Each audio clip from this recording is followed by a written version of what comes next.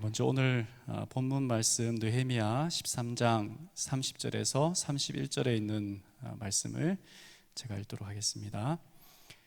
내가 이와 같이 그들에게 이방 사람을 떠나게 하여 그들을 깨끗하게 하고 또 제사장과 레위 사람의 반열을 세워 각각 자기의 일을 맡게 하고 또 정한 기한의 나무와 처음 익은 것을 드리게 하였사오니 내 하나님이여 나를 기억하사 복을 주옵소서. 오늘은 정체하지 않는 정체성이란 제목으로 함께 말씀을 나누겠습니다. 영국의 한 주간지에 한 사람이 글을 썼는데 설교, 더 이상 목사들은 설교를 하지 말라라고 하는 내용의 글이었습니다. 그는 30년간 교회를 다녔지만 삶이 변하지 않고 30년간 목사들의 설교를 들었지만 제목 하나 기억나는 것이 없기에 더 이상 목사들은 설교하지 마라 라는 어떤 내용의 글이었습니다. 독자들의 반응이 뜨거웠고 찬반에 대한 내용들이 여기저기 댓글로 올라왔습니다. 그때 어느 한 댓글에서 눈길을 끄는 한 글이 있었는데 그것은 어떤 사람이 이렇게 썼습니다. 나는 지난 30년간 아내와 살면서 아내가 해준 약 15,300끼니의 식사를 했습니다. 그러나 나는 그 식사들 중에 메뉴가 기억나는 식사 때는 거의 없습니다. 그리고 그 어떤 맛을 느끼며 먹었는지도 기억나지 않습니다. 내가 먹은 것은 무엇이었는지 어떤 맛이었는지 기억나지 않지만 그러나 지금 내가 확실하게 알고 있는 것은 그 음식들이 지금 내가 살아있는 양분이 되었습니다. 나에게는 그동안 내가 들었던 설교가 내 신앙을 지탱하게 했던 양분이라고 믿습니다. 했습니다. 오늘 느헤미야 13장, 느헤미야서의 마지막 장인데요. 연합된 마음으로 백성들이 성벽을 건축했습니다. 모든 사람들이 다시 한번 하나님 앞에 신앙을 고백하며 여호와 하나님을 섬기며 다시는 이방신을 섬기지도 아니하고 다시는 하나님의 율법을 섬기는 일에 실패하지 않겠다고 그들이 언약할 뿐 아니라 이웃을 사랑하고 또 이웃을 돌보는 일에 최선을 다하겠다라고 하는 그리스도인의 정신을, 신앙인의 정신을 보여주었습니다. 그런데 느헤미야 13장을 보면 다시 옛날의 모습으로 하나님보다 자신을, 내 가족보다, 내 이웃보다 내 가족을 섬기는 모습으로 돌아가는 모습을 보게 됩니다. 시대순으로, 역사순으로 구약 성경을 놓고 보았을 때에 느헤미야는 말라기서와 같은 어떤 그 역사 시간 속에 있는 구약 성경의 마지막 부분입니다. 느헤미야 전체의 구조를 좀 살펴본다면 13장까지 있는데요. 1장부터 7장까지는 성벽을 재건하는 일에 대한 내용이라면 8장부터 13장까지는 신앙을 재건하는 일입니다. 안식일을 기억하고 또 헌물을, 그리고 이방인들과 혼인 문제, 특별히 하나님을 위해서 우리가 할 수 있는 모든 것을 다 포기하겠다라고 했던 백성들의 자발적인 어떤 그 신앙 고백 모습으로 돌아왔는데 그들의 모습이 다시, 느헤미야가 총독으로 있다가 페르시아로 돌아갔어요. 돌아갔다가 다시 왔는데 예전 모습으로 다시 원위치 된 모습을 보고 한탄해하는 모습입니다. 특별히 느헤미야가 화가 났던 부분은 느헤미야 13장 5절에 있는 말씀입니다. 여기 있는 말씀을 보면 도비야를 위하여 한 큰 방을 갖추었으니 그 방은 원래 소재물과 유향과 또 기명과 레위 사람들과 노래하는 자들과 문지기들에게 11조로 주는 곡물과 새 포도주와 기름과 또 제사장들에게 주는 거제물을 두는 곳이라. 이 도비야라고 하는 사람이 나오는데 이 도비야라는 사람은 암몬 사람입니다.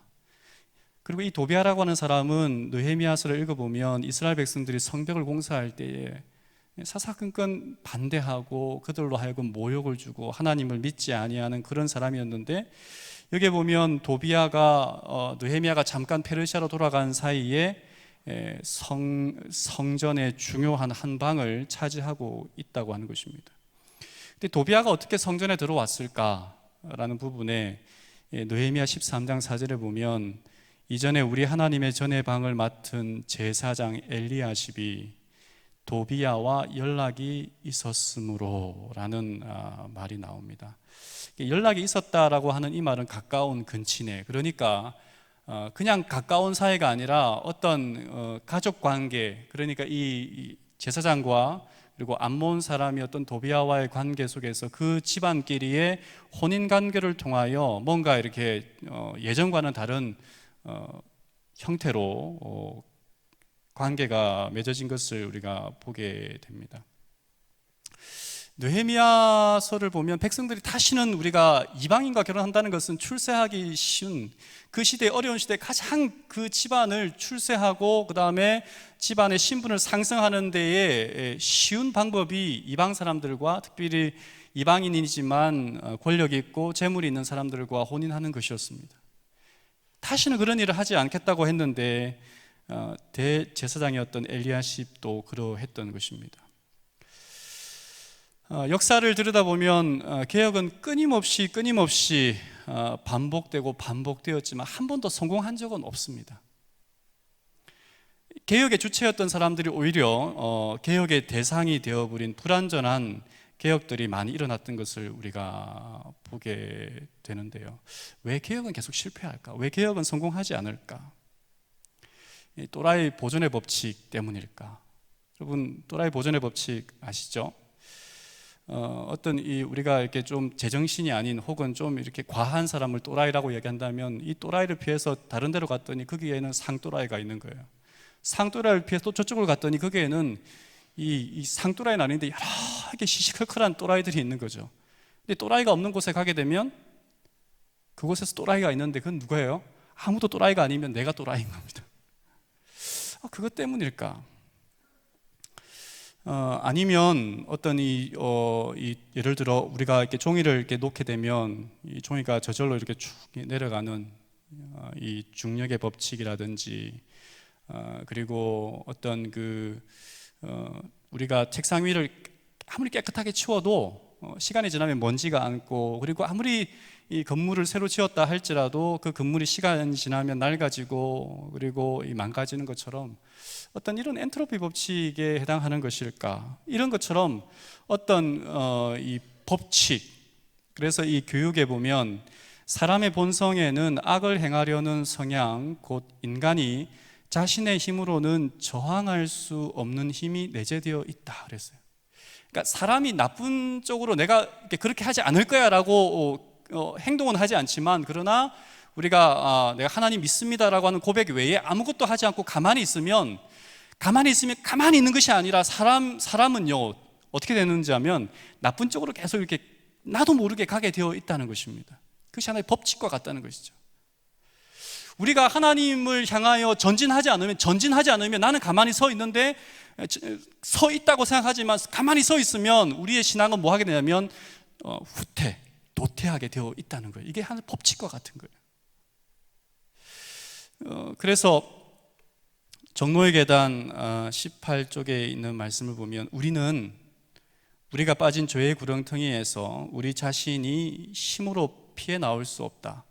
교육과 수양과 의지력의 연단과 인간의 노력은 각각 상당한 분한을 가졌으나 이것들이 마음을 변화시키는 일에는 무력한 것이다. 또 한 말씀 읽으면 우리가 잘 아는 말씀인데, 그대들은 그대 자신을 하나님께 바치기를 원하나 도덕적 힘이 약해서 유혹의 종이 되고 죄악적 생애의 습관의 지배를 받고 있다. 그대들의 약속과 결심은 썩은 새끼줄과 같다라고 이야기를 했습니다. 1863년 우리 재림교회의 공식 명칭이 생겼던 때, 그때의 1월 1일 미국에서는 노예 해방이 있었습니다. 노예 제도를 계속 찬성하는 남부 쪽 사람들과 노예를 해방하자는 이 북부 쪽 사람들이 전쟁을 했고, 그때 링컨 대통령이었지 않습니까? 수많은 사람들이 죽었습니다. 드디어 북부군이 이제 전쟁에서 승리해서 1863년 1월 1일에 노예 해방이 있었습니다. 노예 제도가 법적으로는 사라진 것이죠. 노예들이 얼마나 기뻐했을까. 인간 대접을 받지 못하고 사람 대접 받지 못했던 사람들이 노예에서 해방되었을 때 얼마나 기뻤을까. 근데 얼마 후에 이상한 일이 있었는데, 다시 노예에서 풀려난 사람, 자유인이 된 사람들이 다시 옛날 주인의 집으로 와서 노예와 같은 삶을 살겠다고 다시 돌아오는 거예요. 노예로부터 해방되었는데 다시 노예가 되겠다고 오는 거예요. 왜 그런가 했더니, 이제 나가서 자기가 밥을 벌어 먹어야 되고, 나가서 자기가 결정해야 되고, 나가서 자기가 모든 것을 이렇게 이끌어 가야 되는 부분들이 너무나 힘들어서 차라리 나는 옛날처럼 노예로 사는 게 낫겠다라고 했던 사람들이 많이 있었다는 것입니다. 이 노예 해방 선언이 있은 지 2년 후에 링컨은 노예 제도를 반대하던 사람에게 암살을 당했어요. 그러니까 얼마나 수많은 사람들이 피 흘리며 수고했는데, 그런데 노예 생활을 다시 하겠다고 사람들이 돌아왔다는 말입니다. 이 느헤미야 13장을 보면 그런 좀 답답한 모습들이 있습니다.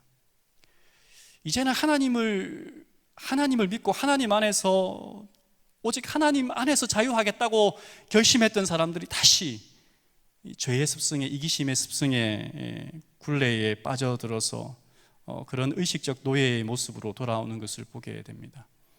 우리가 보았던 것처럼 이스라엘 백성들은 세 가지 약속, 한 대여섯 가지 되지만 크게 세 가지 약속을 했는데, 이방인과 혼인하지 않겠다는 것, 그리고 안식일을 거룩하게 지키겠다는 것, 그리고 11조와 헌금을 성실하게 하여서 성전과 그리고 레위인들을 잘 돌보겠다라고 하는 것이었습니다. 그런데 느헤미야 13장을 보면 레위인들 다시 돌아왔더니, 느헤미야가 돌아왔더니 레위인들이 다 도망가 버렸어요, 성전에서. 왜냐하면 11조와 헌물을 백성들이 성실하게 드리지 않을 뿐 아니라, 그리고 그들이 먹을 것이 없어서, 그리고 그들을 보호해 주지 않았기 때문에 다 도망가 버린 것입니다. 같은 시대에 기록된 이 말라기서에 보면 그때의 상황을 우리가 좀 볼 수 있는데, 그들이 헌금을 제대로 하나님이 성전의 성물을 안 드릴 뿐 아니라 드린다 할지라도 훔친 물건과 저는 것, 병든 것을 가져와서 하나님께 드렸던 모습을 보게 됩니다. 하나님의 이방인들과 결혼 약속도 지키지 않았고, 성전을 잘 보수하고 그리고 지키겠다고 한 약속도 그들은 다 버렸습니다. 어떤 세 사람이 동전을 가지고 이야기를 했답니다. 이 동전이 누구 거냐? 이 동전은 하나님 거냐, 내 거냐? 라고 이야기를 했대요. 그래서 어떤 한 사람은 이렇게 말했다죠. 동전을 던져서 동전 앞면이 땅에서 이렇게 우리가 보게 되면 앞면이면 내 것, 뒷면이 나오면 그거는 하나님 거다.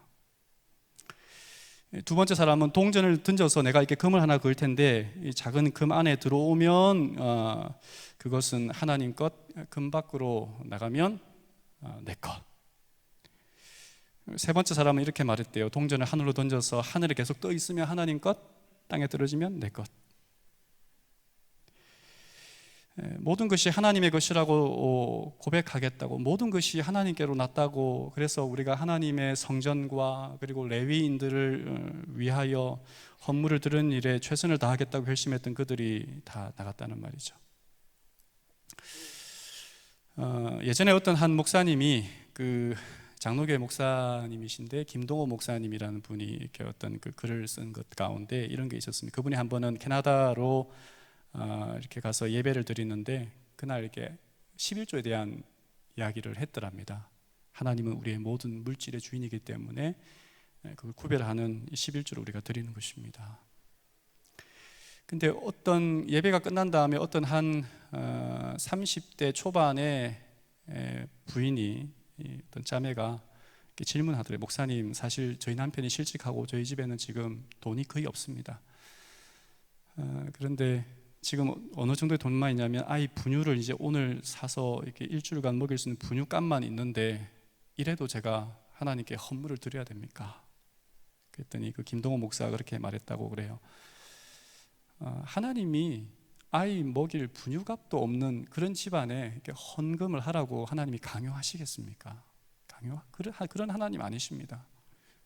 근데 그 다음 말에 조금 저도 생각을 해보게 되었는데, 그러나 저라면 그 아이 분유밖에 살 수 없는 그 돈이라 할지라도 그 돈 가운데에서 하나님께 11조와 헌물을 드려보겠습니다.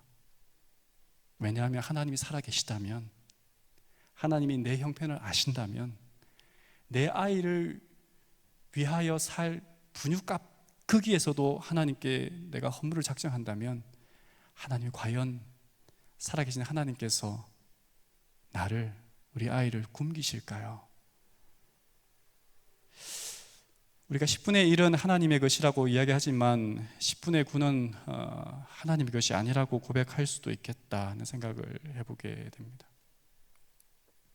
안식일 부분인데요, 하나님께서 나의 아버지시라면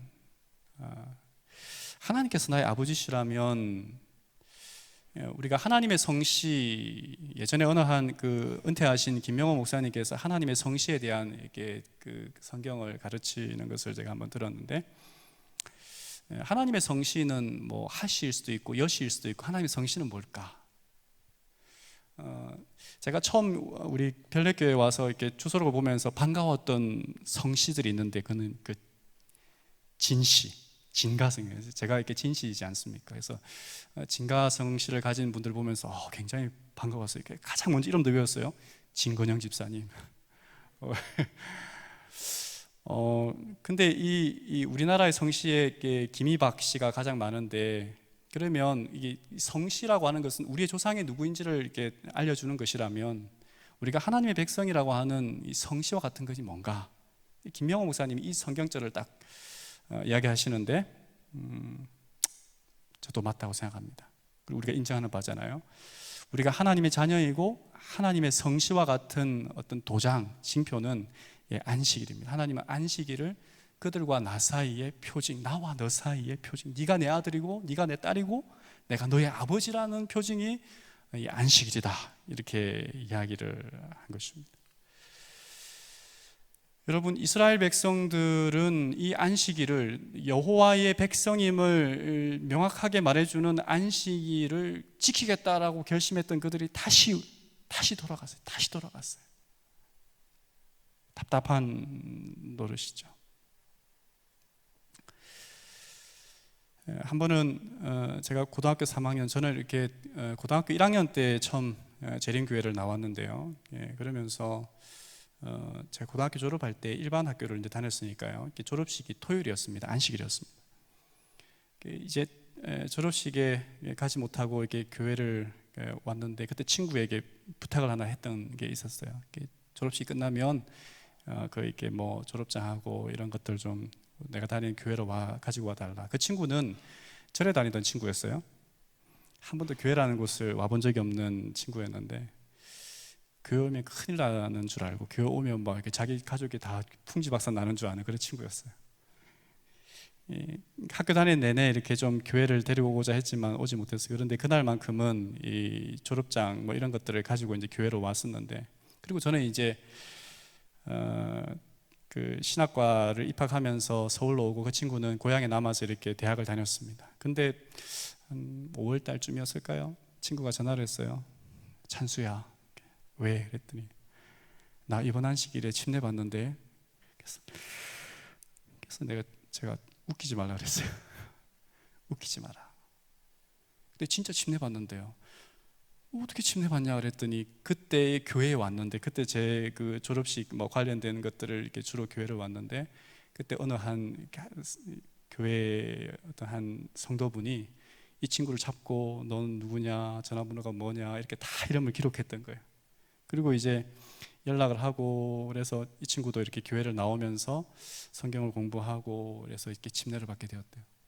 그래서 제가 안식일 때문에 얻은 첫 번째 이렇게 열매라고 할까요? 그래서 안식일이, 사실은 우리가 안식일을 지킨다고 하지만 사실 안식일을 성수하는 하나님이 우리를 지키시는, 안식일 우리를 지키는 거라는 말을 우리가 늘 하지 않습니까? 이스라엘 백성들은 이 안식일에 대한 의미조차도, 또 그들은 이 하나님 앞에 바른 경험을 하는 것도 다시 한번 변하게 되는 모습을 보게 됩니다. 근데 이런 어떤 그 혼인, 이방인과의 혼인, 그리고 헌물, 뭐 안식일 이런 부분들을 그들이 제대로 지키지 못했어요. 그래서 느헤미야가 다시 와서 다시 개혁을 일으킵니다. 그러면서 오늘 성경절의 맨 마지막은 이렇게 기록해요. 내 하나님이여 나를 기억하사 복을 주옵소서. 어떻게 보면 참 건방져 보이는 말인데, 복을 주시옵소서라고 하는 말은 이 원문에 없는 뜻이라 그래요. 영어 성경이라든지 그리고 이 느헤미야서와 관련된 이 주석들을 읽어보면 이렇게 하는 것이 더 맞는 번역이라고 합니다. 마지막 이 부분, 하나님 저의 선한 행실을 보시고 저를 기억해 주십시오. 11조와 헌물을 개혁한 후에 14절에 하나님이여 나를 기억해 주십시오. 안식일을 개혁한 후에 느헤미야가 다시 뭐라고 하냐면 내 하나님이여 기억해 주십시오. 결혼 문제를 어떤 이 백성들로 하여금 다시 기억하게 한 이후에 느헤미야가 한 고백은 내 하나님이여 나를 기억해 주십시오라고 이야기를 하고 있습니다. 느헤미야는 자신을 드러내는 사람이 아니었어요. 그럼에도 불구하고 나를 기억해 주십시오라고 하는 이 말뜻은 뭘까? 무엇을 기억해 달라는 것일까? 개혁의 주체였던 느헤미야와 함께 성벽을 쌓았고, 그러나 개혁했고 다시 개혁의 대상이었던 그들은 선구자들이었습니다. 성전과 성벽을 재건하는 일에 아무런 불평 없이 참여했던 사람이었습니다. 성벽이 재건되자마자 에스라에게 먼저 다가가서 율법을 읽어달라고 했던 사람들이었습니다. 그리고 그들은 말씀에 근거하여 인을 치며 다시는 하나님을 떠나지 않겠다고 재언약했던 그런 사람들이, 그런데 그들은 개혁 이전의 모습으로 되돌아갔어요. 암몬 사람 도비아에게 성전방을 내어주고요, 레위인들을 학대하며 성전을 소홀히 여겨서 더 이상 이제는 제사를 드리는 것이 아니라 하나님을 믿지 않는 사람들이 성전을 마음대로 하는 그런 지경이 되었고요, 이방 여인들과 결혼하여 자녀들은 유다 말을 모르고 이방 말을 할 줄 알지만 유다 말은 할 줄 모르는 그런 지경이 되어버린, 왜 이런 상태에서 느헤미야는 계속 기억해달라라고 했을까? 무엇을 말하는 것일까? 저는 이 말씀 속에 느헤미야가 외치고 싶었던 것은 이것이라고 생각합니다. 첫 번째는 개혁은 완성되는 것이 아니라 끊임없이 계속 되어져야 하는 것이다. 완성되어진 개혁은 없다는 것이죠. 두 번째는 그리스도인의 정체성, 그리스도인의 그리스도인됨은 결코 멈추어서는 안 된다는 것입니다. 멈추는 순간 우리는 뭐 하는 거예요? 멈추는 순간 우리는 후퇴하는 것입니다. 그래서 그리스도인의 재림 성도들은 재림을 향하여 전진해야 하는 사람들이지 재림을 기다리는 사람들이 되어서는 안 됩니다. 세 번째는 변화는 어려운 것이지만 복음의 본질 사업은 회복이라고 이야기를 했거든요. 복음 교육자도 그런 말이 있습니다. 그렇다면 어려운 것이지만 우리가 다시 한번 무너지고 넘어지고 실패했다 할지라도 다시 일어나고 다시 살펴보고 다시 하나님 앞에 개혁되어져야 하는 존재가 누구라고요? 재림을 기다리는 오늘 이 시대의 저와 여러분이라고 생각하는 것이죠. 신트로피, 아까 엔트로피 법칙에 대하여 이야기했는데, 한동대학을 처음 건립한 이 초대 총장이었던 그 분이 이 신트로피 법칙이라고 하는 것을 이야기했는데, 이 신트로피 법칙이라고 하는 것은 어느 학자가 이야기했던 부분인데, 보통 이 엔트로피 법칙에 의하면 자연 현상은 질서정연한 것에서 무질서한 것으로 흘러가는 것이 이 엔트로피 법칙이라고 합니다. 인력학 제2법칙. 근데 이 신트로피 법칙은 어떤 이 자연 이론도 있습니다만은 이 뭐냐면, 생명체에서는 예를 들어 개들이 이렇게 아프면 어떻게 하죠? 개들은 먹지 않죠. 다시 이렇게 낫기 위해서 이렇게 먹지 않는다고 흔히 저도 들어서 아는데 잘 모르겠습니다만은, 이 생명체는 무너지면 다시 회복되기 위하여 애를 쓴다는 것입니다. 애를 쓴다는 거예요. 하나님은 무너진, 실패되어진, 꺾어진 이 우리의 영혼들이 그냥 그대로 실패되어 상태로 있기를 원하지 아니하고 어떻게 되기를? 다시 회복되어지기 위하여, 다시 개선되어지기 위하여, 개혁되어지기 위하여 오늘도 하나님은 애를 쓰고 우리에게 이끌고 계신다는 사실을 이야기하고 있는 것입니다. 그래서 하나님은 우리가 그리스도 안에서 새롭게 되기를 원하시지 그냥 썩어진 상태로 살아가기를 원하는 분이 아니에요. 하나님이 이 세상을 창조할 때에 아무것도 없었지만 하나님의 신이 그 위에 덮었을 때에 땅이 있었고 하늘이 구분되었고 이 세상에 수많은 식물들이 다시 만들어졌던 것을 우리가 보게 됩니다. 느헤미야 13장에 기억하소서, 기억하시옵고 기억하사라고 하는 이 말은 가만히 보면 내 하나님이여, 내 하나님이여, 내 하나님이여 라고 말한다면 이것은 느헤미야의 기도예요. 느헤미야가 어떤 개혁을 하기 위하여 그냥 백성들을 야단친 것이 아니라 기도하고 기도하면서 백성들에게 함께 하자고 이야기했고, 그랬을 때에 그 기도가 응답되었을 때 하나님 이 일을 꼭 기억하여 주시옵소서라고 말했던 거예요. 느헤미야서를 가만히 읽어보면 느헤미야는 제사장이 아니었지만 처음부터 기도로 시작했고 기도로 일을 진행했고 끝마칠 때 기도로 마치는 그의 삶의 사역을 우리가 보게 됩니다. 여러분, 우리는 아직도 공사 중입니다. 그래서 예수님이 오실 때까지 우리의 정체성은 정체하지 말고 재림을 향하여 전진하며 오늘도 우리의 부족한 모습들, 우리의 연약한 모습들을 하나님 앞에 하나하나 개혁해 나가는 것이 그리스도인의 진짜 모습이라고 저희는 이야기하는 것이죠. 그래서 여러분, 저는 이 말을 오늘 설교를 매듭 지으면서 하고 싶습니다. 그리스도인의 정체성은 정체하지 않아야 한다고요. 완성되었다고 할 때, 이만하면 되었다라고 할 그때가 가장 위험한 상태인지도 모르겠습니다. 멈춰 있는 그 순간 우리는 밀려나게 되어 있기 때문에 그렇습니다. 되었다라고 하는 그 순간 사단이 우리로 하여금 틈을 타서 우리를 다른 곳으로 인도하기 때문에 그렇습니다. 그래서 여러분, 오늘 여러분을 다시 한번 기도로 초청합니다. 특별히 오늘 기도 제목은 우리가 늘 화요일마다 기도하는 것처럼 천명사역, 천명성도, 우리 교회 표어이지 않습니까? 이 일을 위하여 기도할 뿐 아니라 전심전력하는 우리들이 되었으면 좋겠고, 그리고 코로나를 지나고 있습니다만은 이 교회 선교를 위하여 우리가 어떻게 해야 될까? 이제 담임 목사님도 고심하고 있고 또 애를 쓰면서 어떤 프로젝트를 계속 진행하고 있는데요.